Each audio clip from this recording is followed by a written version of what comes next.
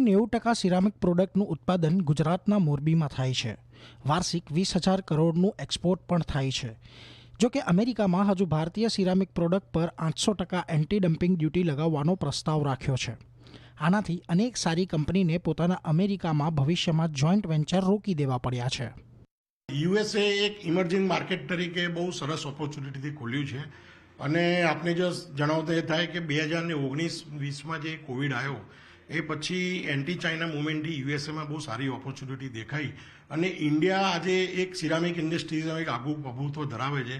તો યુએસએની અંદર બહુ સારી ઓપોર્ચ્યુનિટી દેખતા એક્ઝારો કંપની અમે ખુદ ગઈ સાલ અમે જે ફિનાન્શિયલ યરમાં એક એક્ઝિબિશનનું ત્યાં આયોજન હતું તો અમારો ખુદનો સ્ટોર રાખીને અમે બી ત્યાં પાર્ટિસિપેટ કર્યું હતું.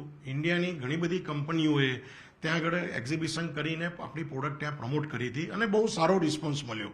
પણ અત્યારે રિસન્ટલી યુએસએની અંદર 800% એન્ટી ડમ્પિંગ ડ્યુટી ઇન્ડિયાની જે પ્રોડક્ટ ત્યાં આગળ ઇમ્પોર્ટ થાય છે ટાઇલ્સની એની ઉપર એ લોકો વિચારણા કરી રહ્યા છે. તો આ જોતા એવું લાગે છે કે અત્યારની પરિસ્થિતિમાં એક્ઝારો કંપનીનું જે અત્યારે પ્લાનિંગ હતું એ ફિલહાલ અમે વેટ એન્ડ વોચ પરિસ્થિતિમાં અમે અત્યારે સ્થગિત કરી દીધું છે. અમેરિકામાં વાર્ષિક 35,000 કરોડનો સિરામિક કારોબાર છે, જેમાંથી ભારતનો હિસ્સો 5%થી પણ ઓછો છે. ઇટલી, ચીન, સ્પેન જેવા દેશોનો કબજો છે. જોકે આવામાં એન્ટી ડમ્પિંગ ડ્યુટી લાગી જાય છે તો ભારતના ઉદ્યોગોને મોટો ઝટકો લાગશે અને એન્ટી ડમ્પિંગ ડ્યુટી નથી લાગતી કે ઓછી લાગે છે તો ભારતનું એક્સપોર્ટ ડબલ પણ થઈ શકે છે.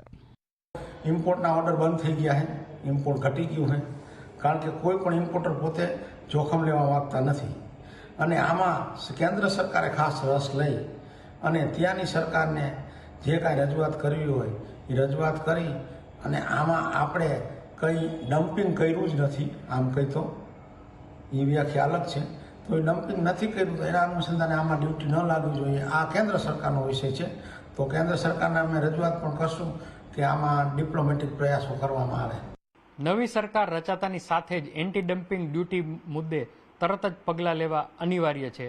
જો આમ નહીં થાય તો ન માત્ર ગુજરાતના ટાઇલ્સ ક્ષેત્રે નિકાસ ઉપર ફટકો પડશે, પરંતુ અમેરિકાની જેમ અન્ય દેશોમાં પણ એન્ટી ડમ્પિંગ ડ્યુટી લાગવાની સંભાવના છે.